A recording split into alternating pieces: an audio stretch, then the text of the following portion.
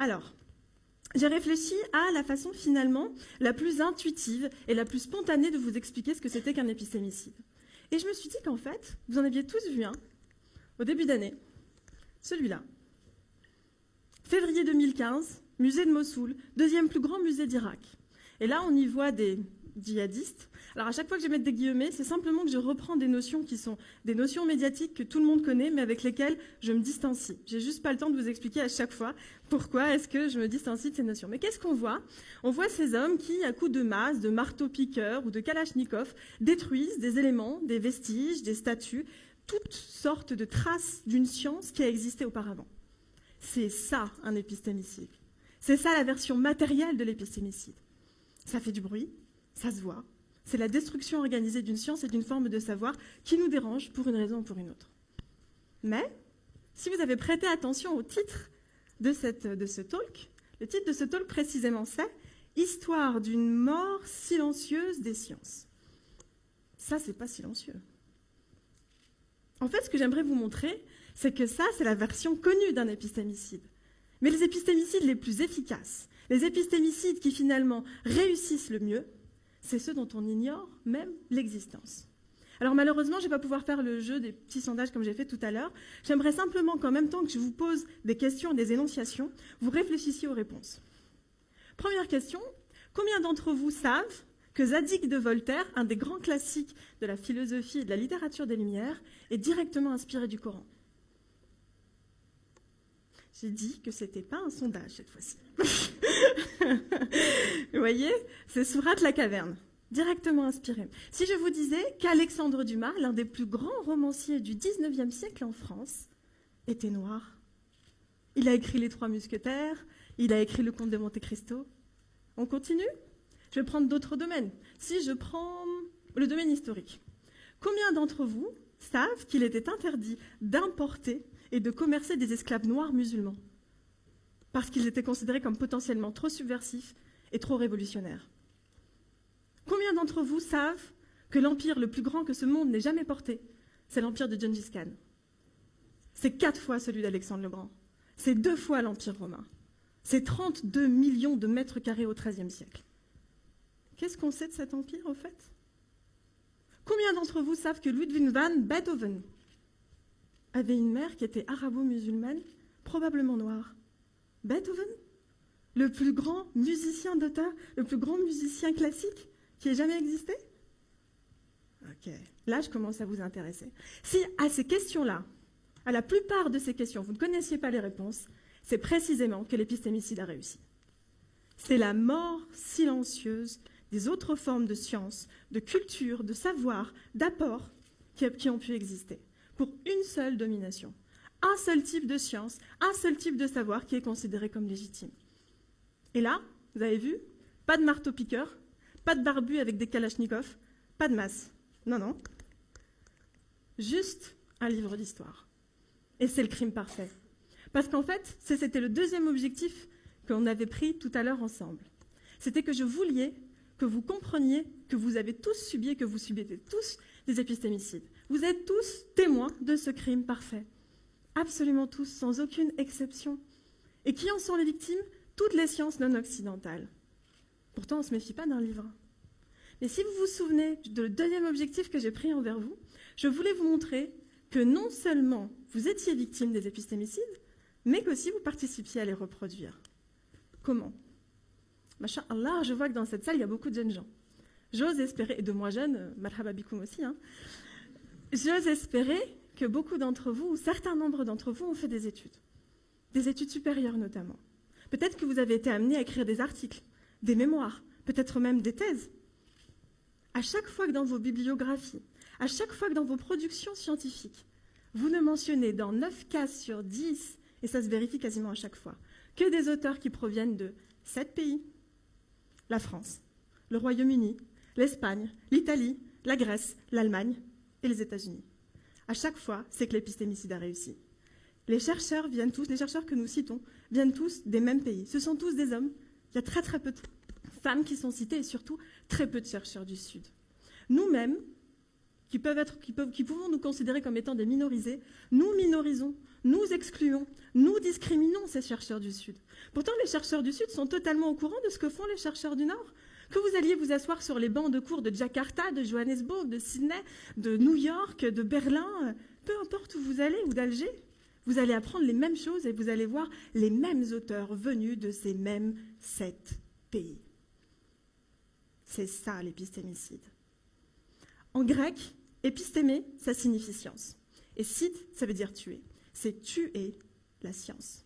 Tuer des formes de science qui nous sont étrangères ou qui sont considérées comme fondamentalement inférieures. En fait, c'est ce qu'on appelle le privilège de l'épistémie.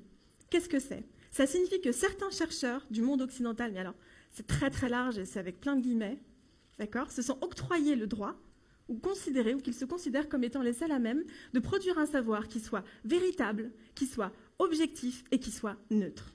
Tout le reste, c'est des savoirs locaux. C'est des aires culturelles et des chercheurs qui bossent sur l'Afrique, etc. Mais ce n'est pas une compétence générale. Pourquoi finalement ? Pourquoi est-ce que ce privilège épistémique s'est mis en place ? Cogito ergo sum. Pour ceux qui ne parlent pas latin, ça signifie « je pense, donc je suis ». On la connaît tous, cette phrase, c'est la phrase de René Descartes, écrite dans le discours sur la méthode au XVIIe siècle. Qu'est-ce qu'elle veut nous dire ? En fait, cette phrase, elle est fondamentale à penser. Elle est fondamentale dans la construction de la pensée et dans la construction des épistémicides. C'est pas « nous pensons, nous nous contredisons, donc nous sommes ». Il y a l'exclusion de fait des autres. C'est pas « Dieu m'a créé, donc je suis ».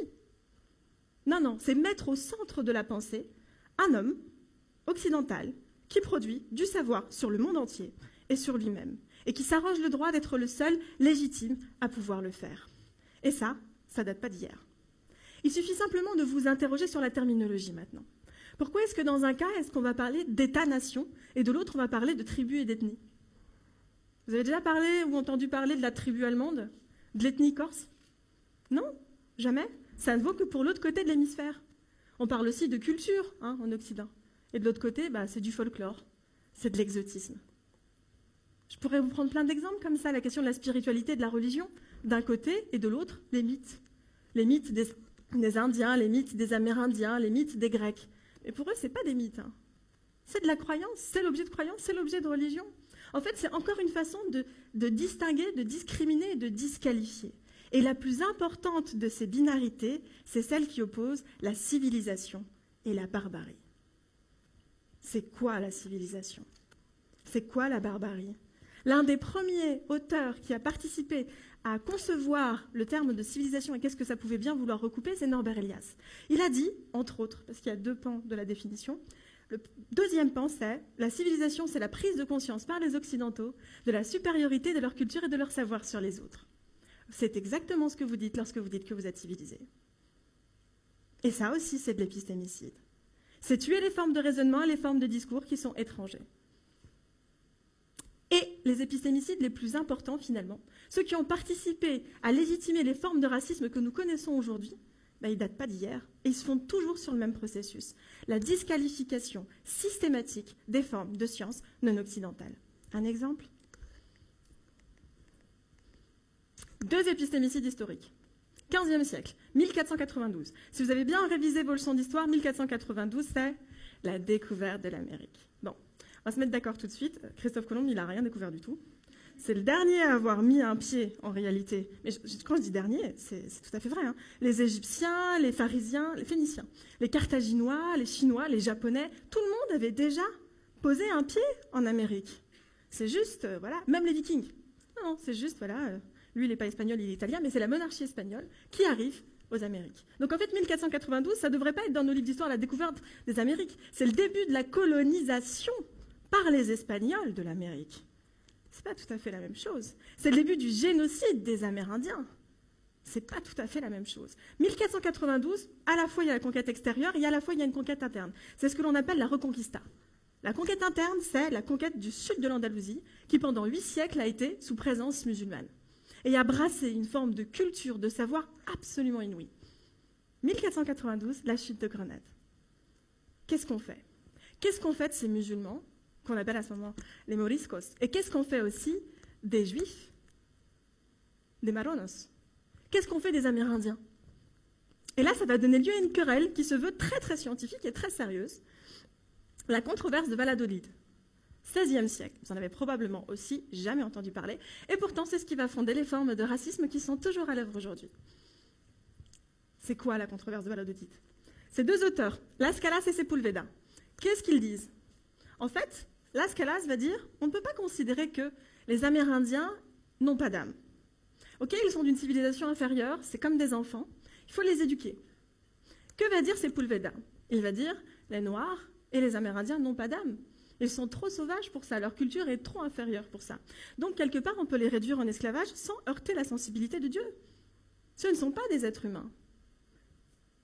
Et la suite, on la connaît de l'histoire. Plus de 100 millions de personnes déportées et réduites en esclavage. Les Amérindiens qui vont se retrouver dans des camps de travaux forcés. Alors, les Amérindiens, on va dire, ok, ils ont la mauvaise religion, mais ils ont une âme. Voilà. Non, même pas. Ils sont sans religion et ils ont une âme. Les Noirs n'ont pas d'âme, n'ont pas de religion, donc on en fait ce qu'on veut. Et pour finalement la fin de la controverse, ça va être qu'est-ce qu'on fait des Juifs et des musulmans qu'on a retrouvés? Qu'est-ce qu'ils vont mettre en place? Ils vont mettre en place la première politique eugéniste de l'histoire de l'humanité, la première politique raciale de l'histoire de l'humanité, avant même la chute de Grenade, avec la mise en place de ce qu'ils ont appelé la pureté de sang. Si vous voulez être considéré comme impur de sang, il faut que vos ancêtres soient chrétiens. Si vous ne l'êtes pas, vous êtes biologiquement inférieur. Le développement de sciences telles que la craniométrie va venir valider ces formes de discrimination. La craniométrie, c'est dire quoi? Les Noirs, les Arabes, les femmes ont un crâne, mais ça se voit, on peut le mesurer, plus petit que ceux des Blancs et que ceux des hommes. Ils sont donc moins intelligents et on peut donc exercer une domination sur eux. Pourquoi est-ce que je vous dis tout ça? Parce qu'en fait, la science, elle n'est jamais objective. La science, elle est toujours là pour venir légitimer des systèmes de domination, pour venir légitimer des formes de discrimination. Et que personne ne peut dire que sa science à lui n'est pas du tout influencée par l'environnement dans lequel il vit. Ça demande l'objet d'un travail permanent, ce recul. Et là, j'en viens à un des points peut-être les plus importants. Vous vous rappelez, j'ai pris 3 engagements envers vous. Et le 3e, c'est que je vous ai dit, si vous comprenez bien la notion d'épistémicide, vous pourrez changer le monde. On y est. Et on revient peut-être à la base de la religion. Iqra. Qu'est-ce que ça signifie? Le savoir, c'est le pouvoir. Si j'essaie de vous convaincre, c'est ça en fait, réécrire l'histoire, que vous êtes des descendants de colonisés, que vous êtes des descendants d'esclaves, que vous êtes des descendants de personnes qui n'ont rien apporté à l'humanité. J'essaie de vous convaincre que même dans le futur, vous ne le pourrez pas davantage. Je réduis, comme une peau de chagrin en fait, le champ des possibles et votre capacité à agir et à construire sur votre avenir. Redécouvrez-le. L'idée, c'est pas de dire qu'une civilisation est meilleure qu'une autre. C'est pas toutes les civilisations ne se valent pas de Claude Guéant. Non, non. L'idée, c'est simplement de dire qu'il faut accepter qu'il existe des sciences différentes et que chacun peut apporter sa pierre à l'édifice. Et là, ça m'emmène à la réflexion de Cheikh Mohammed ibn Abdel Wahhab, qui dit quoi sur la question de la science? Il dit la science, c'est comme un arbre. Et les fruits de cet arbre, c'est la mise en pratique de la science. Si vous ne mettez pas en pratique les 6 talks que vous allez voir, et ce que je viens de vous dire, c'est comme un arbre infécond. C'est comme un arbre qui ne donne pas de fruits. C'est du bois mort. Moi, ce que je vous propose, c'est de ne pas être du bois mort, de récupérer le bois de cet arbre, de le tailler et de commencer à écrire l'histoire. L'écrire comme des acteurs à part entière. L'écrire à la place de ceux qui ne peuvent pas l'écrire eux-mêmes. J'aime beaucoup ce proverbe africain qui dit « Tant que les lions n'auront pas leurs propres historiens, les histoires de chasse seront toujours écrites à la gloire des chasseurs. » Écrivez l'histoire pour les lions. Le thème de ces talks, c'est le nouveau souffle. Vous êtes le nouveau souffle. Et vous pouvez écrire les plus belles histoires qu'on ait jamais lues depuis très longtemps. Assalamu alaikum wa rahmatullahi wa barakatuh. Merci de votre attention.